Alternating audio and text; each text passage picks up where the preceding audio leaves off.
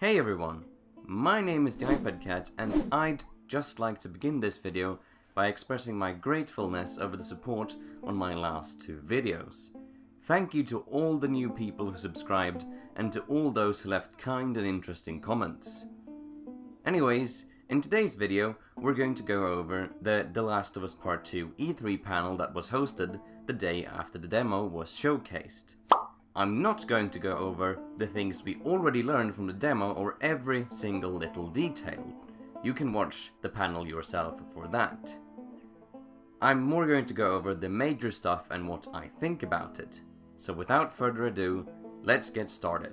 Right off the bat, co-director Anthony Newman talks about how they go about when releasing new trailers for Part 2, saying that they want every new one to be another part of the puzzle. So, for the E3 demo, they wanted to connect it to the PGW trailer by having Ellie fight the same enemies in it, which, by the way, confirms that they are indeed part of the same faction.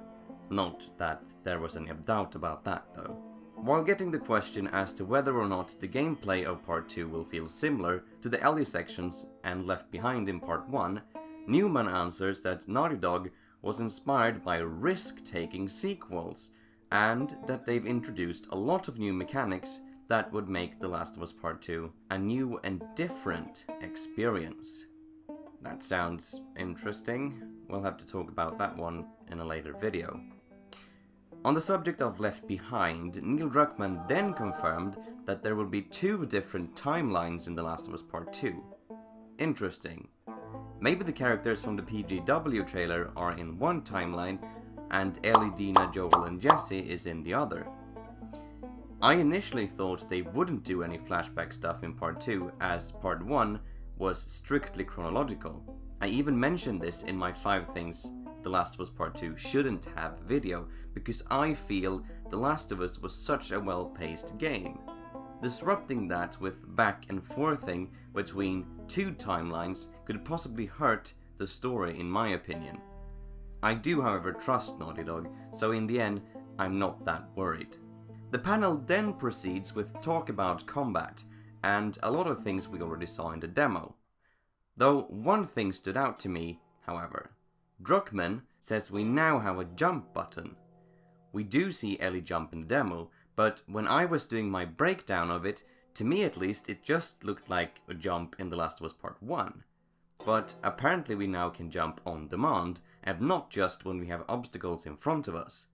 This is according to Druckmann, so that we can have more verticality in combat this time around. I have faith in Naughty Dog that they can get this mechanic right as well, since their other big franchise, it has a lot of jumping in it.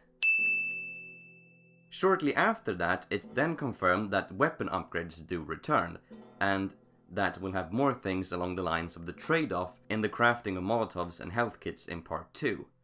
But I don't think anyone's surprised about that either.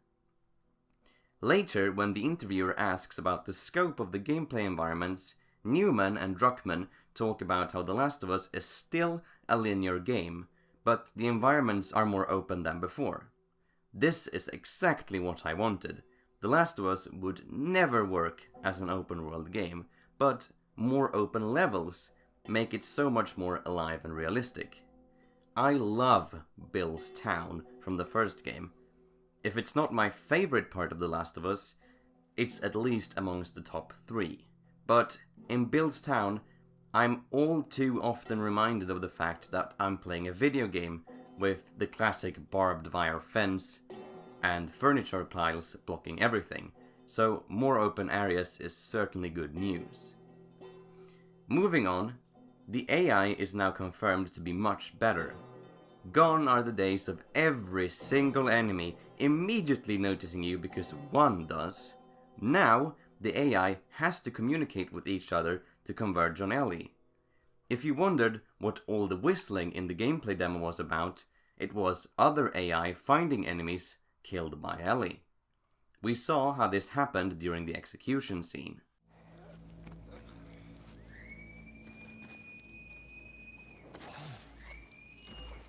Spread out.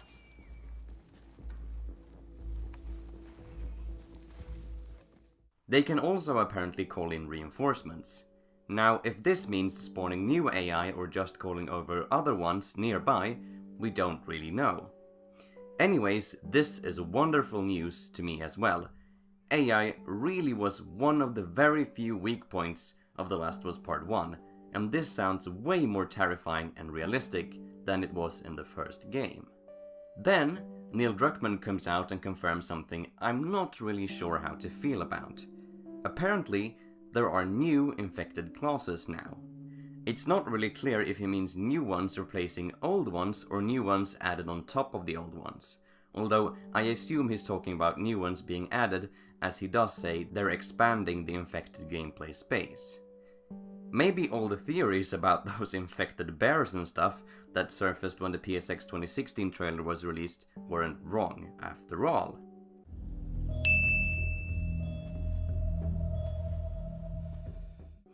What worries me about this is how it'll make sense and be believable within the lore of The Last of Us.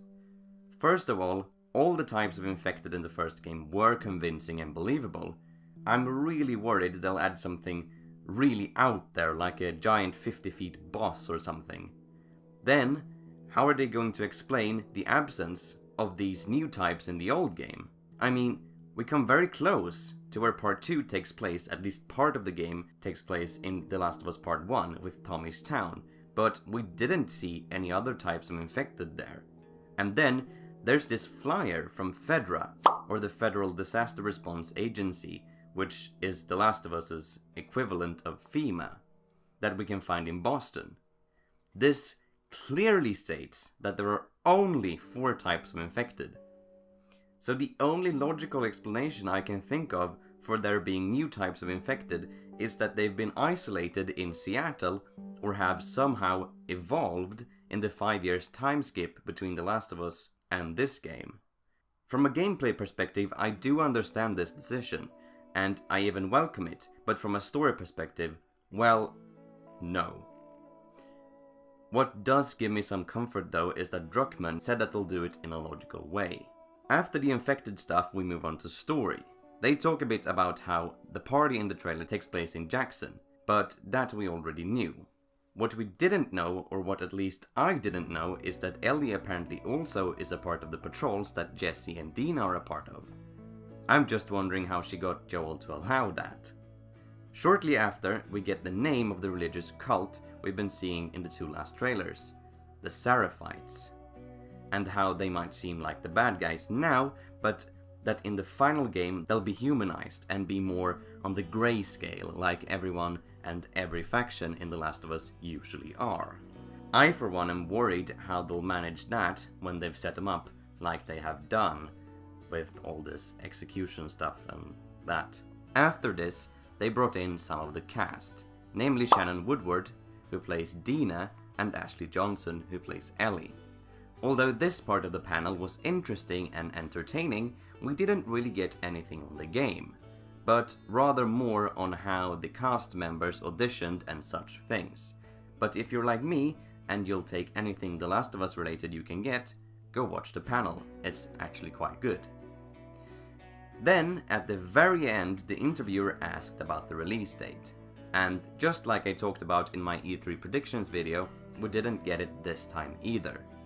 Not even a release window. Druckmann said they've learned their lesson from previous delays and won't announce any release date until they're very close to release, which they aren't at the moment. So that was everything. There were many interesting things revealed during this panel I might make more in-depth videos about, but for now, what did you think about the things talked about during the panel?